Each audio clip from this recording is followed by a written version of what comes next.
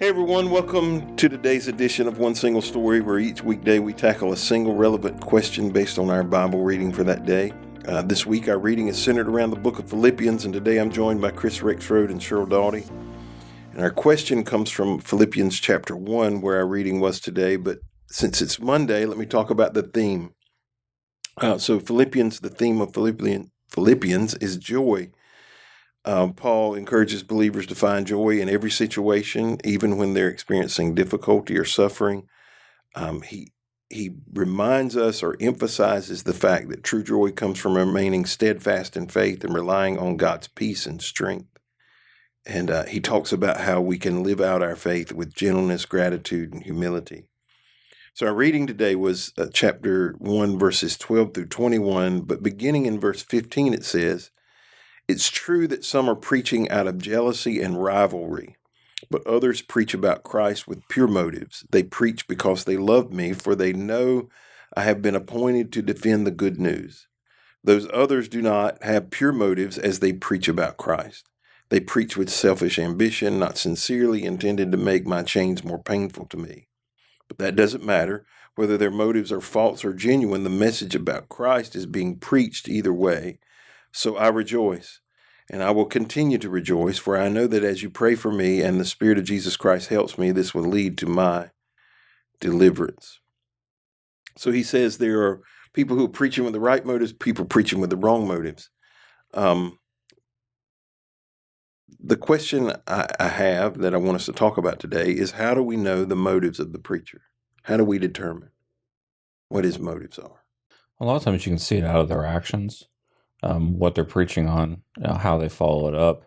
I mean, fortunately for us today, we're able to go and read the scriptures ourselves and compare what they're teaching and what they're putting forth. But back in those days, they had to rely completely on the person that was teaching because they didn't have something to go and read.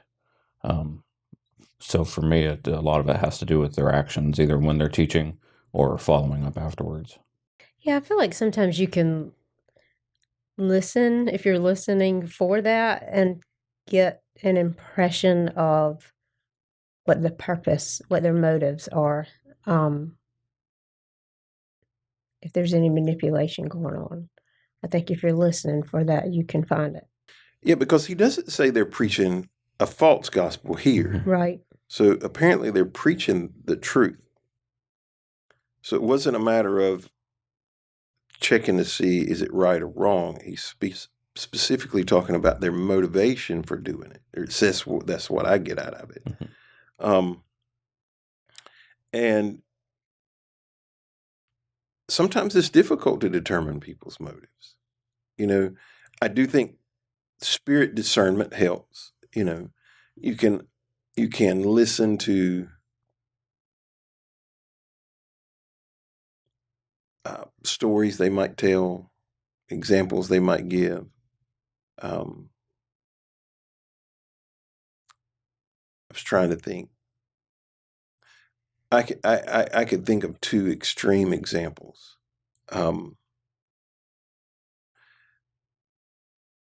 One, I know of people who, when they give examples, they always give examples of how spiritual they are, how holy they are, how good they live, almost as if to say, you need to live as good as I'm living. Mm-hmm.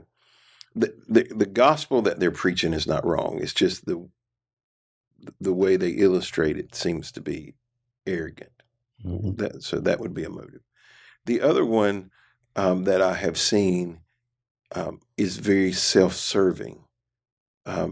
They don't. You use the word manipulation, Sheryl. I have heard people preach what I consider to be a straightforward message of the gospel, but weaved in it were stories of, I want to be careful how I use the word, where that person was always on the short end of the stick. It was like they were always being done wrong, almost a victim mentality, where everything bad that could happen happened to them. And they did it to create sympathy. They never talked about how good God was to them. They rarely did. It was always, how tough the world is. This bad thing happened to me. This bad thing happened to me. And sometimes those motives are for financial gain. Sometimes they're for personal sympathy. I've seen it all in ministry. I've seen all of those things. But to the person on the outside, I could give a specific example, but I'm scared to because somebody may figure out what I was talking about. But I heard a sermon illustration one time while somebody was preaching, and based on the illustration that they used, in more than one service, multiple people gave them what they had alluded to that they had lost, which wasn't true. They never said, I lost X amount of money. They just made it sound like they had. And they had a car repair that, the cost of it was X, which was covered under warranty, but they didn't tell that. Mm.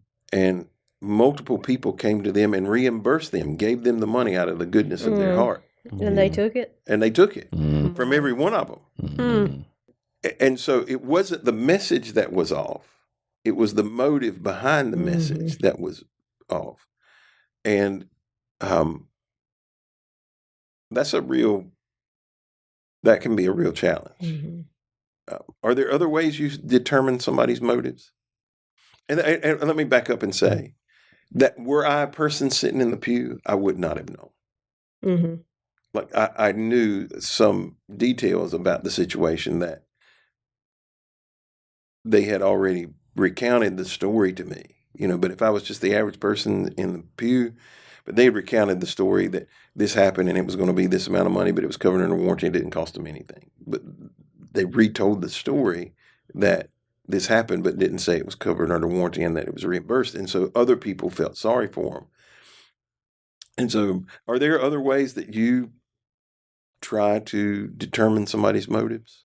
Well, I think that's something that they could have easily fallen susceptible to, that we're all prone to, is like popularity and what people think of you and how many people are actually following you and stuff. Because in those days, the teachers were known for having a certain amount of following. That's why they kind of got after Jesus, because he was starting to gain such a large following. And we still see that today with popular preachers on YouTube and all that kind of stuff. And you just kind of wonder, are they getting caught up in the popularity of things and trying to keep the amount of people following them? Are they preaching for that, or are they preaching for people to come to Christ, for transformation? Those are things that I think that we have to be careful of today. That seems to be what Paul is referring to, that, he's been imprisoned and these people are taking advantage of the fact that he doesn't have this large following anymore because he can't speak in public, and they're using that as an opportunity for them to gain a reputation for themselves. But he also says, either way, I'm excited because good things are happening. That, I think that's something we miss, is that in spite of someone's misguided motives, good things still happen. Do you think good things happen in spite of people's motives? If so, like what? Can you give an example? Well, I mean, I think on general terms, good gracious, if they didn't, then the gospel would have been lost a long time ago, because we're also imperfect, be it our motives or, some other issue that we have.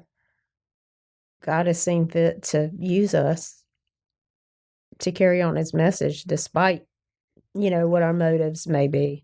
I think that, Jesus is still going to move even if their motives are poor for the good of the church, especially at this time with the church just developing. But there are still consequences for those people that are teaching for the wrong reasons, that if they don't take the time to correct themselves down the road, and a lot of times, it's through a public confession as well, that they're probably going to go down a hill that's going to end them up in a really bad place. And unfortunately, that can drag down a congregation as well if the leader is doing things with the wrong motives to a deep level or for a long time. It can break up the church. I have seen over my lifetime lots of bad characters bring about good. You know, there are some famous preachers that I know that had implosions, but I also know people who were saved or healed or helped or had their life turned around because of that person's ministry. Mm-hmm. And we live in a culture, and this has been really, I think I said this last week on the podcast, we live in a culture where if you have this experience, I think the example I was using is a friend of mine said he hated Chick-fil-A. You know, Mm-hmm. I was like, you can't go to heaven and hate Chick-fil-A. You know, but we live in a culture that says, okay, if I have a problem with it, in order for you and I to get along, you've also got to have a problem with it. Or if you did this, then everything is bad. And in those particular preachers' lives, what they did was bad, and their ministries in general imploded. But if you say nothing good happened, you know, that would be wrong. Mm-hmm. You know, I can think of one particularly that had significant influence on me, and he created probably what would consider to be the first megachurch in the nation. And over the last 10 years, there have been lots of allegations and seemingly proof about things that were going on that were wrong inside the church. But to say, well, that was going on, so everything they did was wrong is Mm-hmm. just, it's stupid and short-sighted. Mm-hmm. You know, that's what I would say. And this person wrote some incredible leadership material.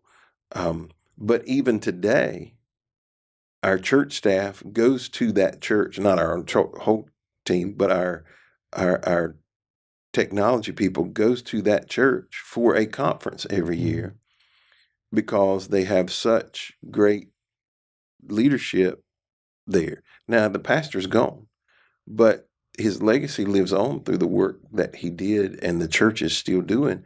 And so to say, well, he was bad or he was corrupt, so everything is, nothing good could have happened, is just short-sighted and stupid. And I think Paul's realizing that's what he's trying to say here is these people might have the wrong motives, and in the end, their life might implode.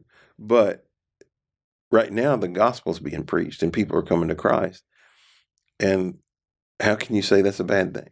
You know? Mm-hmm. And I think if we're not careful, we will paint people with a roller instead of what do you call a small brush that you paint, like do artist with? You would know this. A brush. It's just a brush. There's As no far as I name know. for it. Okay. I think so. They have different numbers on them Okay. for the sizes that they But are. you understand, like a small brush that an artist uses, life is made up of thousands of paint strokes, Yeah. millions of paint strokes. And it's not a one big roller. Okay, this happened and that's their entire life. I think Paul's trying to recognize that they may have bad motives. They may be trying to get people to come to them that we're following me. But in the end, if they're telling people about Jesus and people are coming to know Christ, that's all that matters. And that's a pretty mature attitude as well. I mean, being hung up in prison, not being able to get out there and hearing all this, and him still taking on that attitude, I think that's pretty mature. Well, thank you for joining us today on this edition of One Single Story. We hope you will be back with us tomorrow as we continue our conversation around the book of Philippians.